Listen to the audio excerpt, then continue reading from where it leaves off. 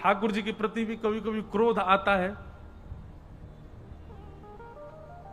सबको अधिकार नहीं है क्रोध करने का। क्रोध करने का अधिकार भी उसी को होता है जिसने प्रेम की सीमा पार की हो, जिसने प्रेम अटूट में प्रदान किया हो, वही क्रोध कर सकता है। जाने प्रेम ही ना कियो, महाराज द्वारिकाधीश पे जाके क्रोध करेगो, ऐसा सुदर्शन चक्र घुमाएंगे पीछे। बोले तेने दियो कहा है जो तुम मुंह पे क्रोध कर रहा है। लेकिन जिसने प्रेम प्रस्तुत किया है उसको क्रोध का अधिकार होता है ठाकुर जी के प्रति।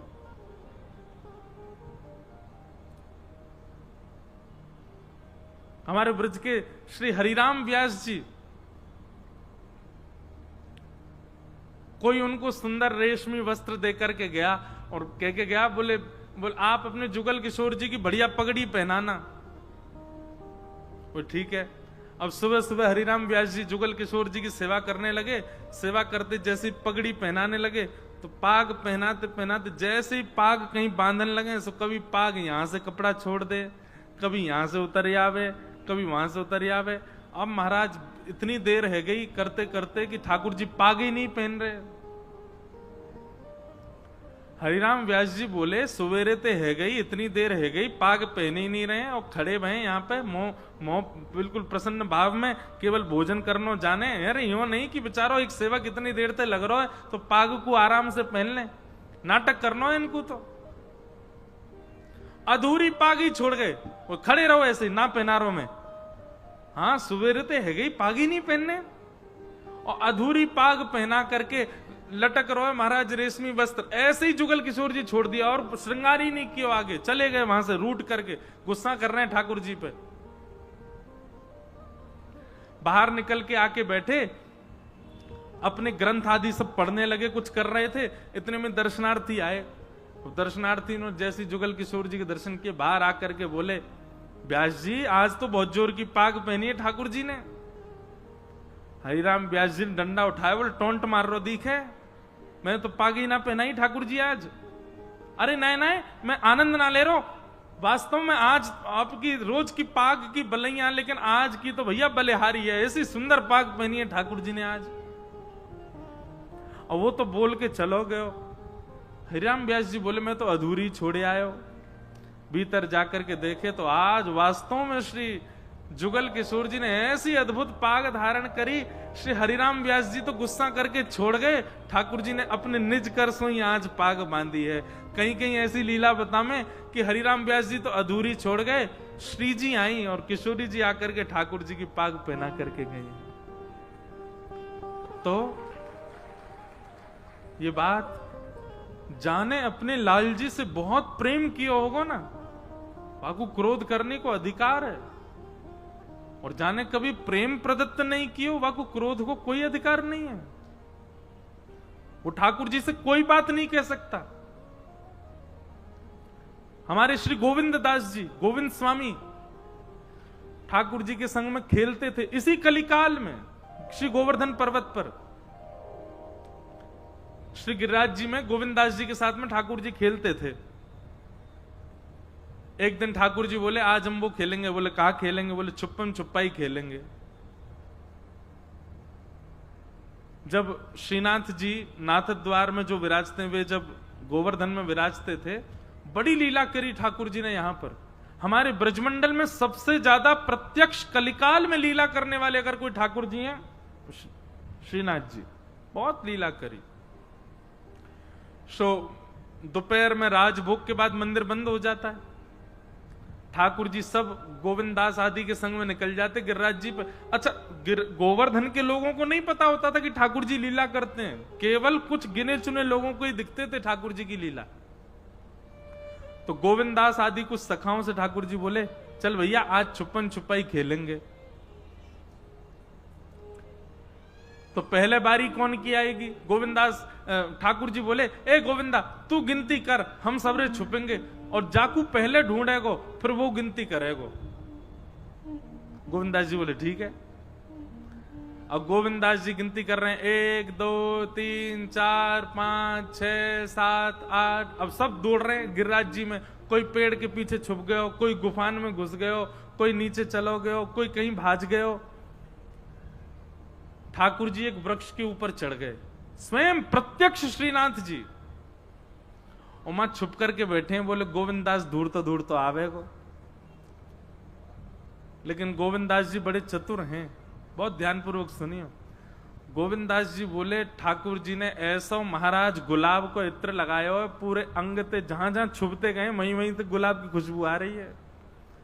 तो गोविंदास जी तो ऐसे सूंगे, अच्छा इतते आ रही है, सो मां की ओर चलते। और फिर ठाकुर जी जहां भी चरण रखें, ठाकुर जी की चरण से वो गिरिराज जी की पर्वत श्रृंखला, वो स्थान बिल्कुल मक्खन जैसा हो जाए। तो वैसे ही चरणन को देखते हुए चले गए। ठाकुर जी जहां भी छू करके निकले वृक्षन को, वहां चंदन की सी एक आकृति प्रकट है जाए। भगवान को ढूंढना कोई मुश्किल नहीं। गोविंदास जी तो छटपट गए और नीचे पेड़ के जाके खड़े हो गए। जय हो लाल जी, ढूंढ लिए मैंने।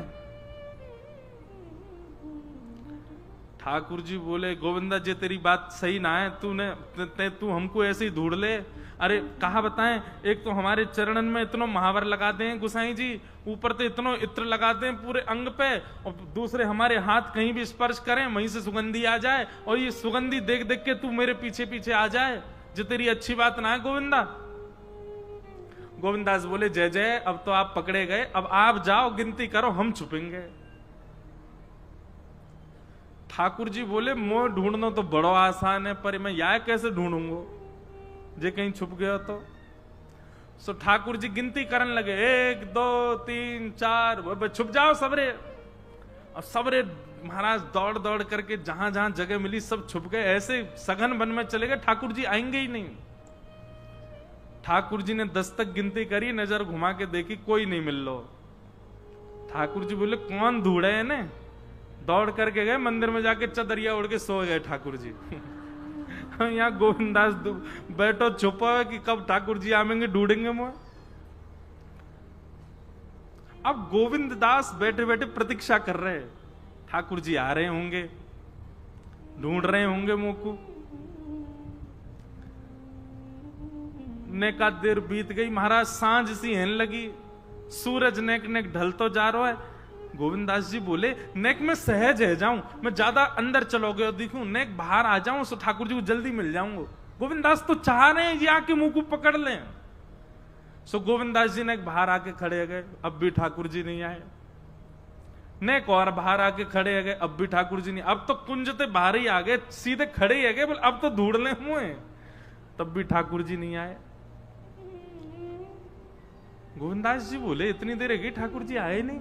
इतने में ही महाराज शाम के बज गए 4:30, मंदिर के घंटे घड़ियाल बजन लगे। ठाकुर जी को उत्थापन को समय है गयो, और घंटे घड़ियालन की आवाज जैसे सुनी, गोविंदास बोले ये तो मंदिर खुलवे को समय है, मतलब हमें यहां छोड़ के खुद जाके मंदिर में सो गए। गोविंदास जी ने तो अपनी फेंटा कसी और महाराज सीधे गए श्रीनाथ जी के मंदिर में, और बाहर जाकर के देखें अब भीतर श्रीनाथ जी खड़े हैं बढ़िया, गोसाई जी आरती कर रहे हैं, और द्वार पर खड़े होकर के गोविंदास क्रोध में भर के ठाकुर जी देख रहे हैं। ठाकुर जी उठी वही भुजाती कर रहे हैं। गोविंदास जी की पंक्ति है, ये मेरी पंक्ति नहीं, गोविंदास जी स्वयं कह रहे हैं। दावले आयो भाज गमार, ठाकुर जी से कह रहे हैं गमार। दावले आयो भाज गमार, कबई तो निकसे को बाहर, ऐसी दूंगो मार। और ऐसे कर करके ठाकुर जी को डरावे। अब आरती कर रहे हैं गुसाई जी, और श्रीनाथ जी खड़े हैं, और श्रीनाथ जी ऐसे घबरा रहे हैं, पीछे की ओर हो रहे हैं। तो गुसाई जी आरती करते करते बोले जय जय, कहा भय हो आप इतने घबरा काहे क्यों रहे हो? तो श्रीनाथ जी बोले देख जे गोविंदा मुंह को डांट रहो द्वार पे खड़ो खड़ो, और यहां से मुंह को भय लग रहा है, देख मुंह को कितनो डांट रहा है। गुसाई जी आरती करके बाहर गए, ए गोविंदा तुम ठाकुर जी को डांट क्यों रहे हो? ठाकुर जी को इतना श्रम क्यों कराते हो? अरे तुम्हारे साथ लीला करते हैं, खेलते हैं, कूदते हैं, इसका मतलब ये थोड़ी तुम ठाकुर जी पे चढ़ोगे। गुसाई जी बोले, गोविंदास बोले अपने लाला समझा लो, बहुत बिगड़ गए ये, हमारे संग खेल लो। हमने 10 तक गिनती करी, हम ढूंढवे गए तो हम ढूंढ लिए, अब जाकी बारी आई, हम सबरे दुबक गए, खुद आके सो गए हो यहाँ पे, हम धूप में तप रहे हैं भीतर, वन में बात सुनते जा रहे हैं और गोसाई जी के नेत्र सजल होते जा रहे हैं। गोसाई जी कह रहे हैं, गोविंदा तो पे कितनी कृपा है ना, जगत नियंता जगदाधार त्रिलोकी नाथ तेरे संग खेलें, तेरे संग बैठें, और ये तो को ही अधिकार है क्योंकि तेने इतना प्रेम दिया है उनको कि तू उनको डांट भी सके। और तेरी डांट सुन के देख वो घबराऊ रहे हैं, नहीं तो त्रिलोकी नाथ के सामने कौन की चले। सुदर्शन चक्रधारी हैं, चक्रा नाम की गदा रखते हैं, एक बार खड़ी हो जाए तो सूर्य की भी तेज फीकी पड़ जाती है। महाराज उन परब्रह्म के सामने तू क्रोध कर रहा हो, वो तेरे क्रोध से डर रहे हैं क्योंकि तेने प्रेम इतना प्रदान किया कि तेरे क्रोध को स्वीकार करने की वे तो को अनुमति प्रदान करेंगे, तू उनको क्रोध कर सके।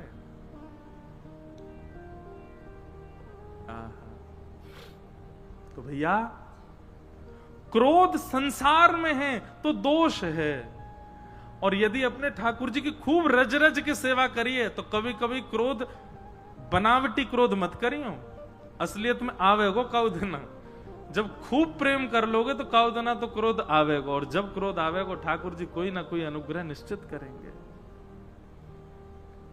हमारे गिरधर लाल जी खूब आनंद करते हैं, खूब सेवा का सुख लेते हैं, खूब जैसी हम टूटी फूटी सेवा करें सबसे आनंदित रहे में। कभी कभी सेवा करते करते नैकाद मन में भाव आ जाए, हैं लाल जी ऐसे कैसे कर सको, जे कैसे कर दियो, जे काय को कर दियो आपने, ठीक है अच्छी बात है, अब हम भूखे रहेंगे आप भूखे रहो, नैकाद थोड़ी बहुत डांट फटकार चले।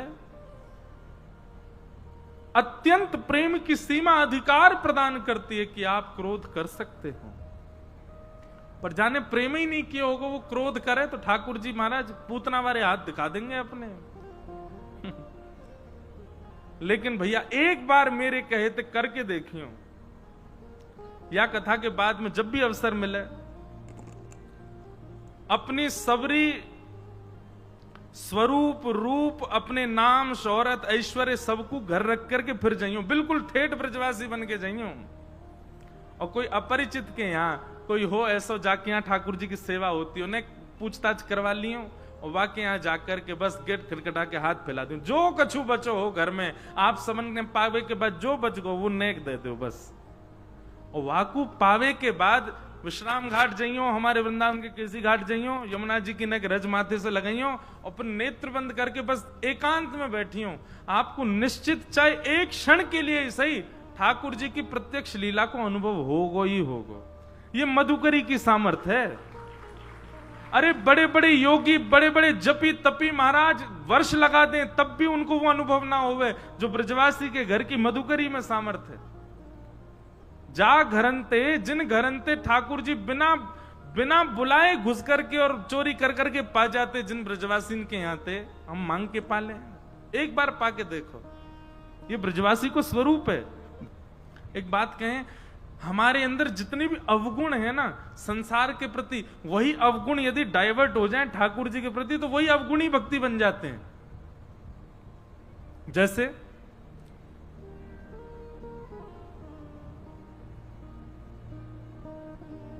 संसार में काम है तो वो पाप है, लेकिन ठाकुर जी की प्राप्ति के काम का मतलब वासना ही मत समझिएगा। काम का मतलब कामना, मिलन की कामना, देखने की कामना, दर्शन की कामना।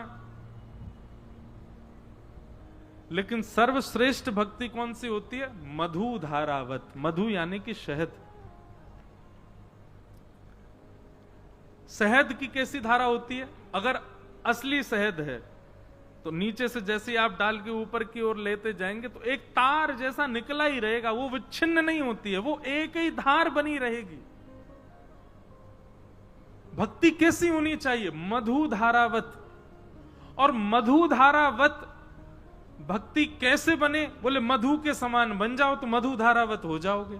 अब मधु के गुण क्या हैं?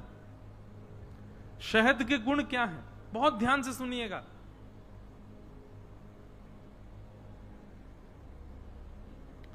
पहला गुण सबको पता है, मीठा होता है। सरस रहो, मीठे हो जाओ। सबके प्रति सहजता, सबके प्रति सरलता। एक बात आपको हम स्पष्ट रूप से कहते हैं, आपका सबके प्रति व्यवहार जैसा होता है ना, उससे भी आपकी भक्ति पुष्ट होती है। अगर आप सबके प्रति क्रूर हो, सबके प्रति क्रोध करते हो, तो निश्चित है आपकी भक्ति जो है वो विच्छिन्न भक्ति है। लेकिन आपका स्वभाव, आपका विचार, आपकी बोली चाली, उसमें ही सरसता का अनुभव है, तो निश्चित है आपकी भक्ति भी न विच्छिन्न होने वाली भक्ति, अच्छी भक्ति है। वो बात अलग है कि दिखावा कर रहे हो, दिखावा नहीं। कमरे के भीतर, कमरे के बाहर, सब जगह एक जैसा ही स्वभाव है, सरल, शीतल, सौम्य। आज मैं सुबह एक भाव पढ़ रहा था भागवत जी में, बहुत ध्यानपूर्वक सुनना।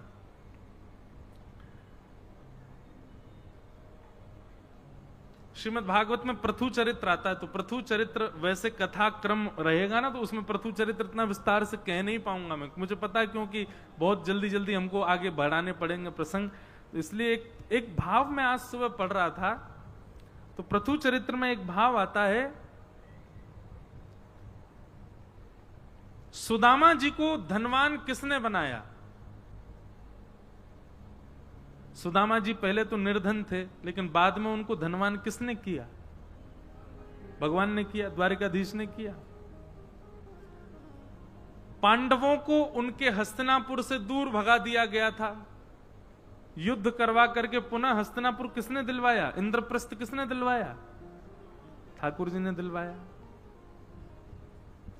विभीषण को लात मार के भगा दिया था रावण ने, पर विभीषण को पुनः लंका का राजा किसने बनाया? ठाकुर जी ने बनाया। सब लोगों का एक ही उत्तर है ना, और यही उत्तर गलत है, यही उत्तर गलत है। आज बहुत सुंदर एक भाव प्रथु चरित्र में श्री प्रथु महाराज कहते हैं कि कोई भी व्यक्ति अपने जीवन में योग्यता प्राप्त कर रहा है तो उसके पीछे जो कारण होते हैं, और योग्यता में यहां पर संपत्ति को लिया गया,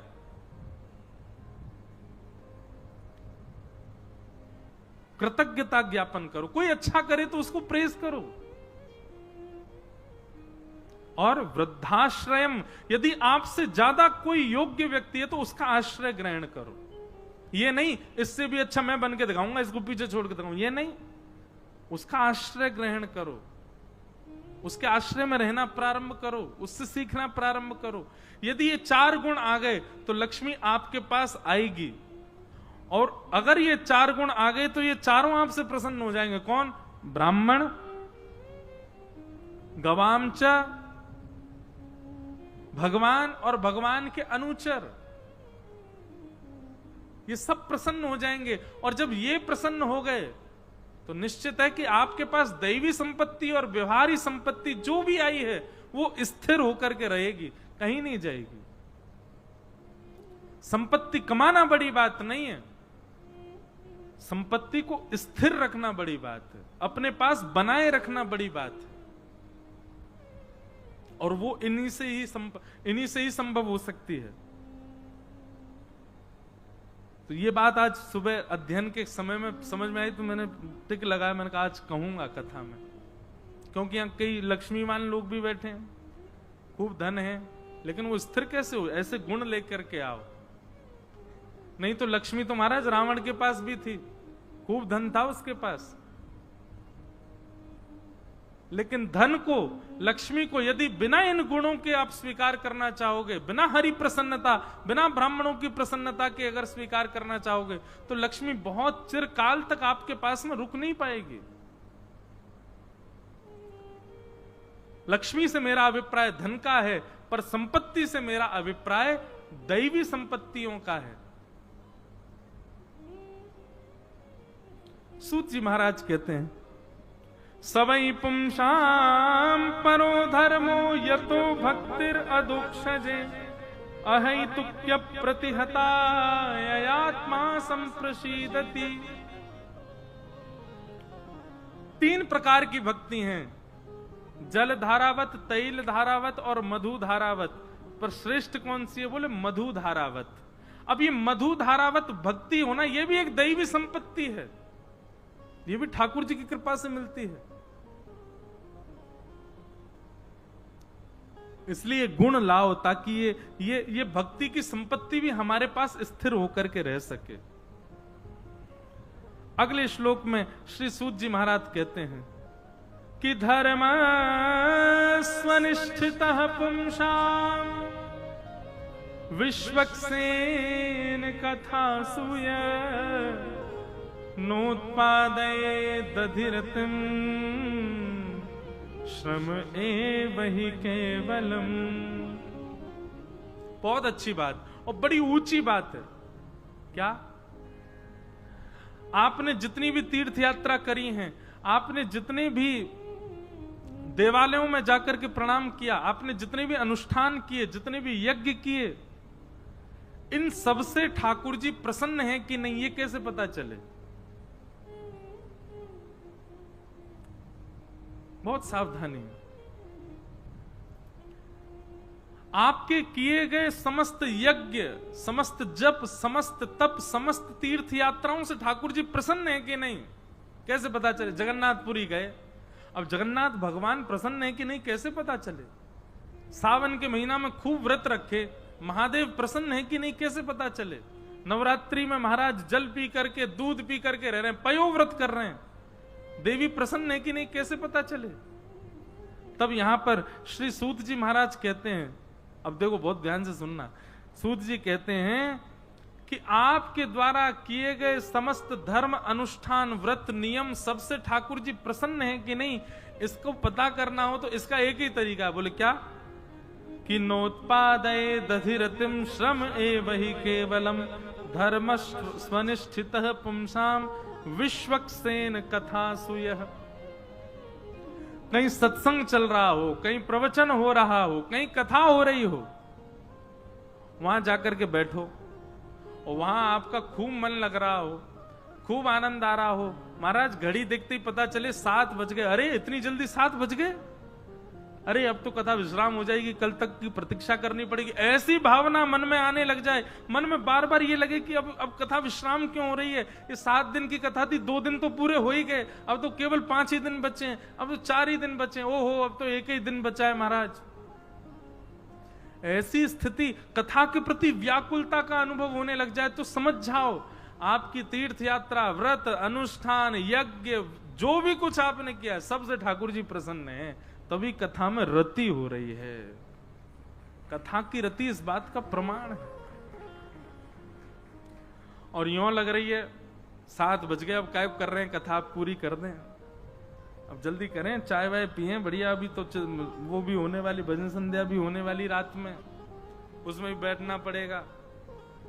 ऐसी भावना यदि चित्त में आ रही है तो फिर अब जगन्नाथपुरी वगैरह जितनी आप गए थे सब कट्टस कर दो, सब फेल हो गए आपके, कोई आपके व्रत, अनुष्ठान, नियम कुछ स्वीकार नहीं किए ठाकुर जी ने। लेकिन कथा में ऐसी रुचि बढ़ रही है कि अब आनंद आ रहा है, सुख मिल रहा है, मन कर रहा है कि नहीं और सुने, और भाव आवे। अरे महाराज जी इस भाव से भी पता चलता है, कई लोग बोलते हैं पैरों में दर्द होता है नीचे बैठने में, आप ध्यान पूर्वक कथा सुनो, चित्त लगा के कथा सुनो, 4 घंटा कब निकल जाएंगे पता ही नहीं चलेगी। मन बुद्धि की स्थिति जहां होती है, तन वैसी प्रक्रिया करता है। कई बार आप आनंद भर करके जब कथा श्रवण करते हैं तो कई बार घंटों का नहीं पता चलता कि कितना समय निकल गया। और जिस समय ऐसी स्थिति कथा में होने लग जाए कि बस अब सुख मिल गया, आनंद आ गया, महाराज बस यही रस चाहिए, यही भाव चाहिए, यही सुख चाहिए, समझ जाओ बस ठाकुर जी प्रसन्न है, आपके द्वारा अर्पित की गई एक तुलसी भी ठाकुर जी स्वीकार करते हैं, तभी कथा में रुचि बढ़ रही है। आप कहोगे हमारी रुचि बढ़ाने के लिए जबरदस्ती बोल रहे हैं, महाराज जी नहीं, ठाकुर जी के जितने प्रिय हैं सबकी लिस्ट बनाओ, सबको कथा से प्रेम होगा ही होगा। प्रभु चरित्र सुनवे को रसिया, राम लखन सीता मन बसिया। प्रभु चरित्र सुनवे के रसिया कौन है? श्री हनुमान जी महाराज। रुक्मणी जी भगवान की पत्नी, श्रुत्वा गुणान भुवन सुंदर्शन मताम ते। रुक्मणी जी अपने पत्र में कहती है, मैंने आपको सुना है केवल, और जब से आपको सुना है तब से आपको अपना पति मान लिया। कथा श्रवण के प्रति रुचि। ध्रुव जी महाराज, ध्रुव जी की स्तुति प्रारंभ होगी। ध्रुव जी महाराज क्या कहते हैं? भगवान से कहते हैं, भक्ति मुहु प्रवहताम त्वयि में प्रसंगो भूयाद अनंत महताम ममलाशयानाम ये नांज सौल वण मुरु व्यसनम भवाब्धिम निश्चय भवत गुण कथाम मृतपान मत्त। आपकी कथा सुनने का मैं व्यसनी हो जाऊं, नाथ ऐसी कृपा करो। प्रहलाद जी महाराज, भक्तिमती मीराबाई, गोस्वामी तुलसीदास, देवादिदेव महादेव शंकर भगवान, सबको कथा से प्रेम है। अरे हनुमान जी को तो इतना प्रेम है, कथा आती है कि जब प्रभु श्री राम अपनी लीला पूरी करके साकेत जाने लगे तो जितने अयोध्यावासी थे उतने विमान आए और सबको विमान में बैठा बैठा करके राम जी लेकर के जा रहे थे। सब जब बैठ गए तब हनुमान जी राम जी के विमान से उतर करके प्रणाम करने लगे। राम जी बोले, क्या बात है, जल्दी बैठो, चलें साकेत। हनुमान जी बोले, भगवान आप जाओ, आप विराजो साकेत में। राम जी बोले, आप तो हमारे बगैर एक क्षण नहीं रहते, एक क्षण भी हमारे दर्शन के बिना रह नहीं सकते, और अब हम साकेत जा रहे हैं तो आप कह रहे हो कि आप पृथ्वी पर ही रहोगे, क्यों? हनुमान जी महाराज कहते हैं, बोले भगवान साकेत में कथा होती है? राम जी बोले, नहीं, कथा वहां होती है जहां हमारा प्रत्यक्ष दर्शन नहीं है। जहां पर प्रत्यक्ष चलते फिरते हमारी दर्शन की सुविधा नहीं, वहां कथा होती है। साकेत में तो हम खुद ही बैठे हैं, वहां कथा क्या सुनोगे? हनुमान जी बोले, तो फिर आप जाओ साकेत, हम यहीं रहेंगे पृथ्वी पर ही। राम जी बोले, क्यों, हमारा प्रत्यक्ष दर्शन तुमको प्रिय नहीं?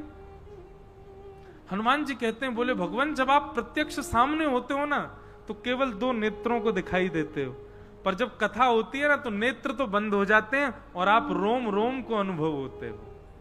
दो नेत्रों से दिखना और रोम रोम को अनुभव होना, दोनों में बहुत अंतर है नाथ। हमको दो नेत्रों से नहीं देखना, हम तो चाहते हैं रोम रोम हूं मैं तो श्रवण मई रे, कृष्ण नाम जपते श्रवण सुनो री आली, भूली री भवन में तो बाबरी भई रे।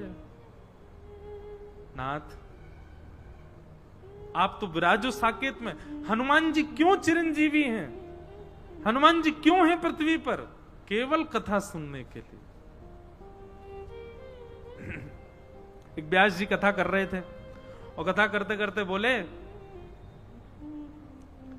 ये बात प्रमाण देती है कि हनुमान जी सारी कथाओं में आते हैं, यहां भी आए होंगे, और हम कोई अपनी प्रशंसा के रूप में नहीं कह रहे, पर हमारी एक कथा हुई थी बंगाल में, वहां की कथा में तो हमको भी अनुभव हुआ और जो यजमान थे उनको भी अनुभव हुआ कि हनुमान जी आए थे। एक बाबा बैठते थे ऐसे कथा के बाहर, पंडाल के बाहर,